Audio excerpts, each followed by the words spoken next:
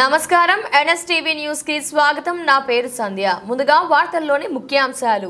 రవీంద్రనాథ్ రెడ్డి వైఎస్ఆర్సీపీ జిల్లా అధ్యక్షులు మాట్లాడుతూ ఈ ప్రభుత్వం ఇచ్చిన హామీలు ఒక్కటి అమలు చేయకుండా చవట ప్రభుత్వంలా మారిందాన్ని కప్పిపుచ్చుకునేందుకు సోషల్ మీడియా వైఎస్ఆర్సీపీ కార్యకర్తలను వేధిస్తున్నారు.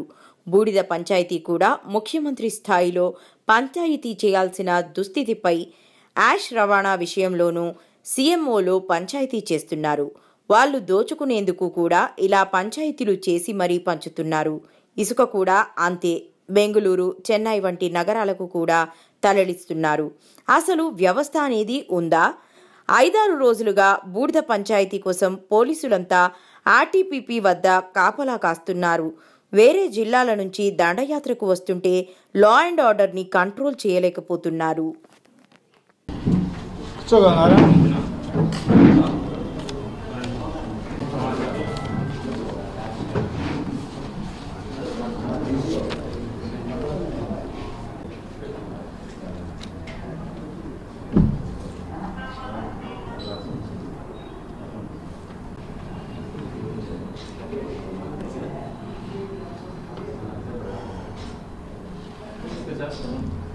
ఈ ప్రభుత్వం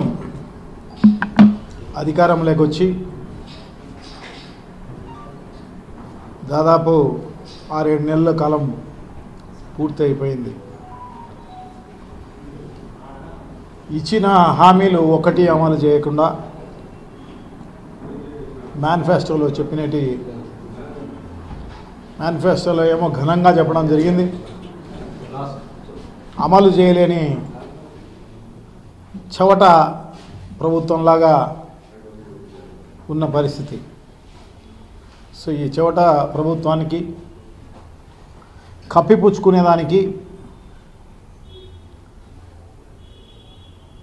సోషల్ మీడియా పైన వేధింపులు, వైఎస్ఆర్ కాంగ్రెస్ పార్టీ పైన వేధింపులు, అన్ని రకాలుగా చేస్తున్న పరిస్థితి అంతా కూడా మనందరికి కూడా బాగా తెలుసు. ఈ ప్రభుత్వం ఈ 6-7 నెలల్లో అన్ని డిపార్ట్మెంట్లలోనూ కూడా ఎక్కడా కూడా ఒక ఇంచు పని చేయడంలే.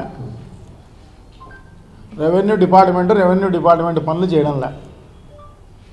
మైనింగ్ డిపార్ట్మెంట్ పనులు చేయడంలే. ఏ పని అంటే ఈ ప్రభుత్వం అనేది ఉందా? ఒట్టి సోషల్ మీడియా పైన లేకుంటే వైఎస్ఆర్ కాంగ్రెస్ పార్టీ కార్యకర్తలను వేధించే కార్యక్రమంలో తప్ప ఇంకా వేరేది లేదా తెలియదు. కానీ మొత్తం పైన చాలా దారుణం. ఈ రకంగా పరిపాలన ఉంటుందని ఎవరు కూడా ఎక్స్పెక్ట్ చేసి ఉండరు. గతంలో చంద్రబాబు పరిపాలన చూసి ఉంటారు కానీ సో ఇప్పుడు మాత్రం అంత నిర్వీర్యమైన పరిపాలన, అంత దారుణమైన పరిపాలన, చేతగాని పరిపాలన, దుర్మార్గమైన పరిపాలన, అంత దారుణమైన పరిపాలన ఇప్పుడు సాగుతున్న పరిస్థితి తెలుస్తుంది. సో ఎంత దారుణం అంటే ఇప్పుడు బూడిద పంచాయతీ కూడా ముఖ్యమంత్రుల స్థాయిలో సీఎంఓలో చేసే పరిస్థితి వచ్చింది. యమలమడుగులో doctor M V Ramana Reddy thermal power స్టేషన్కు సంబంధించి దాంట్లో ఫ్లై యాష్ అనేది వస్తుంది. అది ఏదో స్మాల్ స్కేల్ ఇండస్ట్రీస్కు లేకపోకుండా ఉంటే చిన్న ఫ్లై యాష్ ఇండస్ట్రీస్కు దీనికి ఉపయోగించుకునే కార్యక్రమం చేస్తారు. సో దాన్ని ఈ ఇండస్ట్రీస్ కూడా సిమెంట్ ఇండస్ట్రీస్ ఇవన్నీ కూడా తీసుకుపోయే కార్యక్రమం చేస్తారు. సో దానికి కూడా ఇప్పుడు పంచాయతీలు చేసే కార్యక్రమం. ఎందుకంటే ఉన్న లీడర్లందరూ కూడా దాన్ని దోచుకునే కార్యక్రమం అంతా కూడా చేస్తున్న పరిస్థితి. సో ఒక ఆయన తాడిపత్రి అయినా, ఒక ఆయన జమలమడుగు అయినా, సో వీళ్ళు పంచాయతీ ఈరోజు సీఎం ఆఫీసులో చేస్తున్నారు. సో వాళ్ళు దోచుకునేదానికి, లీడర్లు దోచుకునేదానికి ఇది ఒకటి. ఇదే కాదు, మట్టి, ఇసుక, ఎమ్మెల్యేలు, ఎంపీలు, తెలుగుదేశం పార్టీకి సంబంధించిన వాళ్ళు ఎప్పుడు చూడలే, కనివిని ఎరగని విధంగా ఇప్పుడు దోచుకునే కార్యక్రమం అన్నమాట అంతా కూడా. ఇసుక అయితే బెంగళూరుకు తరలి ఇచ్చేస్తున్నారు, బెంగళూరుకు, చెన్నైకి, పెద్ద పెద్ద సిటీలకంతా దోచుకుంటున్నారు, మట్టి దోచుకుంటున్నారు, ఇవి ఫ్లయాస్ దోచుకునే కార్యక్రమం.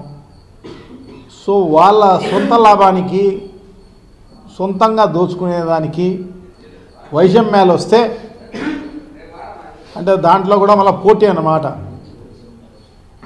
ఒకరు ఇంకొకరికి డబ్బులు ఇవ్వకుండా పోయే కార్యక్రమం అన్నమాట. సో దానికి ఇంకొకరు అడ్డుపడే కార్యక్రమం. సో దానికి అసలు ఈ వ్యవస్థ అనేది ఉందా, ప్రభుత్వం అనేది ఉందా, అధికారులు అనేవాళ్ళు ఏం చేస్తున్నారు?